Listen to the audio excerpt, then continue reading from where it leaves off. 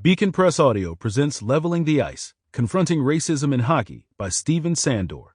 This audiobook is narrated by Salathiel Reagan, published by Beacon Press Audio, 2025. Introduction. Hockey culture. There are no written rules, yet everyone on or off the ice follows them. The culture exists on the rinks where kids are learning to skate, all the way up to National Hockey League, NHL arenas. The culture is what keeps hockey isolated from the rest of the sporting world. It is celebrated across Canada and makes hockey the outlier of the so-called Big Four leagues in the United States. How to change something without a code, without a set of rules that silently governs hockey, players, coaches, managers, and officials. In order to talk about racism in hockey, we have to address the culture that allows it to continue. For most of my nearly 3 decades of being involved in hockey, whether it is covering the sport or in my time working as the publications coordinator for an NHL team, I haven't been an outspoken critic of the culture. I've been part of the culture. I'm part of the old-school hockey establishment. As a white male hockey writer, I was under contract to the Edmonton Oilers from 1998 till the 2004 lockout. If you are of a certain age, you may remember the game programs that you could buy for a few bucks that had a few articles in the lineups of the teams taking the ice that night. You'd hear the hawker, "Get your programs, just $5," as you navigated your way toward your seats, surrounded by the comforting smells of hot dogs and popcorn. I was in charge of producing those programs. I edited the stories, wrote some of the pieces, sourced the photos, signed off on the covers. Despite the changes in technology, I see myself reflected in NHL press boxes every night. We show up to the arena a couple of hours before face-off, get the pregame media meal, get seconds of the pregame media meal, and spend the next few hours judging the exploits of star athletes. Despite being a dad in a mixed-race family, I've often treated issues of race as something I need to tiptoe around. But as I got more and more involved in youth sports and talked at length with elite BIPOC hockey players, I saw that there was no need to be polite when it comes to the issues of race and diversity and the need for equity in the games that we play. There were times in the past couple of years that some of my media colleagues wondered why I was stirring up the hornet's nest when I told them I was working on a book about racism in hockey. To them, there was no problem, or it wasn't part of our job to write about these kinds of stories. What made this so hypocritical on my part is my strong belief that sport is one of the most political things that we do.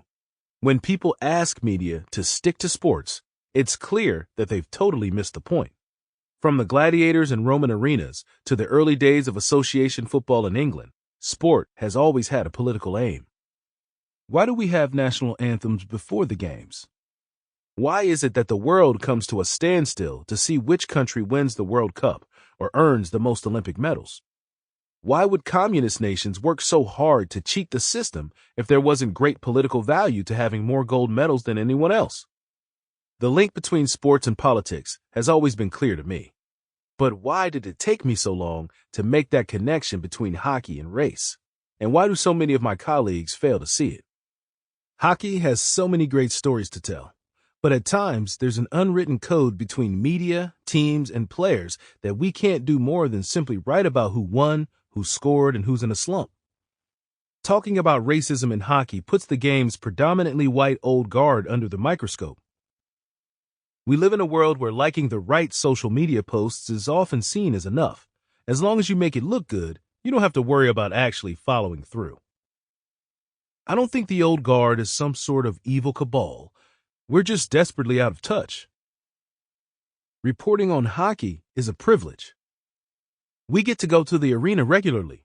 Many travel across North America with the teams, and we can get caught within our own small world. We hear the platitudes from the leaders of the game and we say, "That's a really big step," and don't really question why the pace of change in the game is so slow.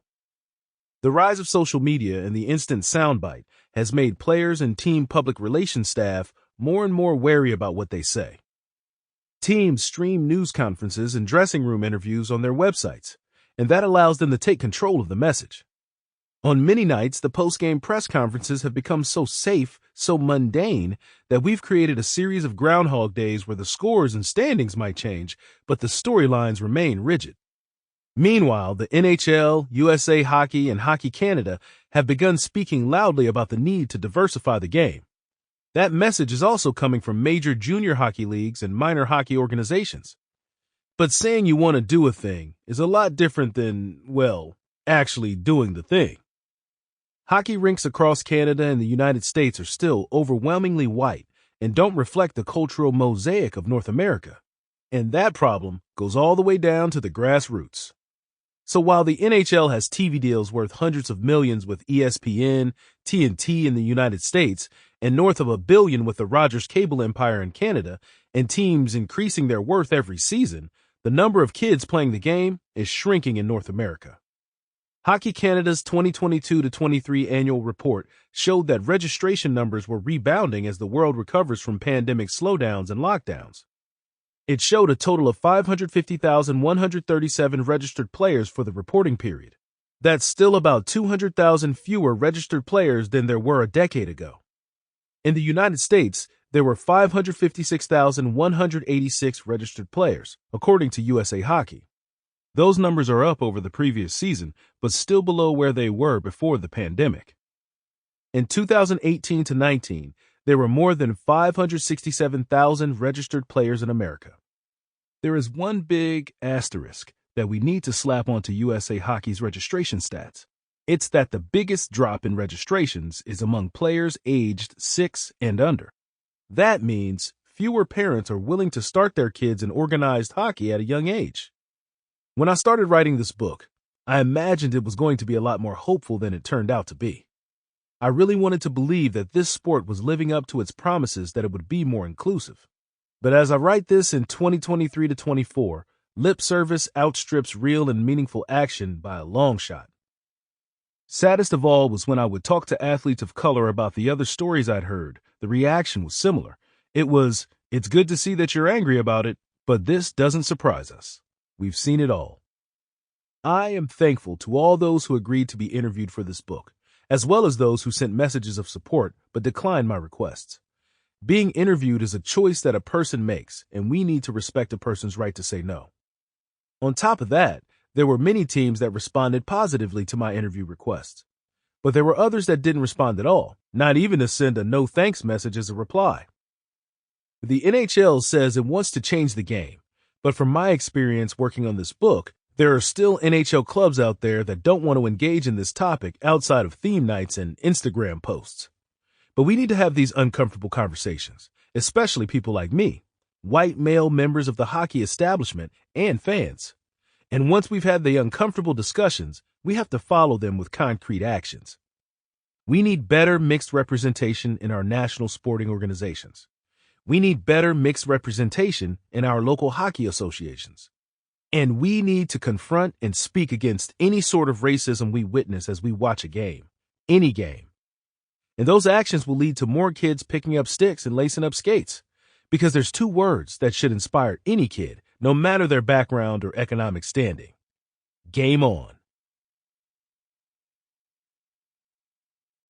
Chapter 1. The Way Forward. Kim Davis's son was at a private all-boys school in Connecticut. Part of the phys ed requirement was for all students to play hockey. Her son immediately took to the game. He already knew how to skate and was an all-around great athlete. He was a natural. He enjoyed it, Davis recalled. But during a game, a parent uttered the N-word in his direction. And at that moment, curriculum be damned, he decided that hockey wasn't for him. At age 11, he quit playing a game he had fallen in love with just a short time earlier. He hung up his skates, and that was the end of it, said Davis. He was not mad. He was disgusted. He couldn't believe this was going on in the sport, with kids on the ice. Fast forward 2 decades. The woman who was a hockey mom for a fleeting time is now one of the most important people in the game. In 2018, the National Hockey League hired Davis to become its executive vice president in charge of growth and diversity initiatives. At the end of a lengthy interview, I asked her if, years ago, she could have ever imagined she'd become one of the most impactful figures in a game that's long been branded a white sport. She answered with a story about her son's short experience with the game. "I always think hockey missed out on someone who potentially could have gone far in the sport," she said. "And here I am, 20 years later, in a movement to improve the hockey culture." Davis is hiring represent. Sample complete. Ready to continue?